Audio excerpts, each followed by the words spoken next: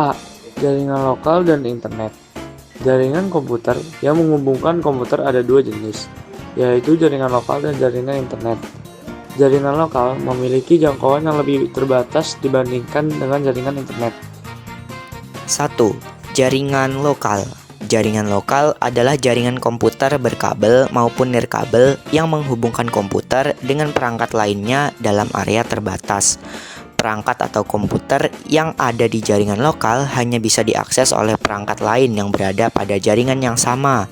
Setiap perangkat atau komputer yang terhubung dalam jaringan lokal akan memiliki ID unik yang berbeda satu sama lainnya dan disebut alamat IP address.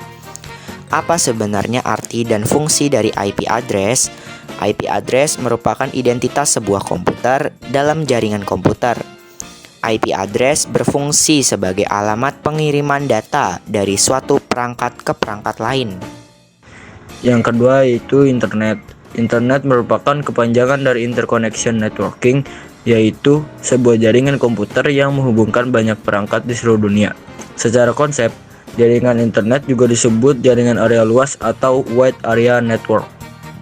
3. Konektivitas internet. Koneksi dengan internet pada umumnya dilakukan menggunakan kabel internet yang bisa berupa kabel koaksial, kabel fiber optik maupun kabel twisted. Berikut beberapa jenis koneksi internet yang memungkinkan perangkat kalian terhubung ke dalamnya. A. Konektivitas internet pada jaringan berkabel. Umumnya konektivitas ini memanfaatkan jaringan kabel telepon televisi yang terhubung dengan internet service provider. Berikut contoh konektivitas pada jaringan nirkabel. 1. Dial-up PSTN Public Switch Telephone Network. 2. ADSL Asymmetric Digital Subscriber Line. 3. LAN Local Area Network. Konektivitas internet pada jaringan nirkabel. Konektivitas ini merupakan jaringan internet yang tidak menggunakan kabel untuk menghubungkan satu perangkat dan perangkat lain. Jaringan ini sering dipakai untuk jaringan komputer. Berikut ini beberapa konektivitas pada jaringan nirkabel. 1. GPRS atau General Packet Radio Service. 2. Wi-Fi atau Wireless Fidelity. 3. Akses satelit. Komunikasi digital dengan ponsel. Yang pertama, jaringan komunikasi pada ponsel.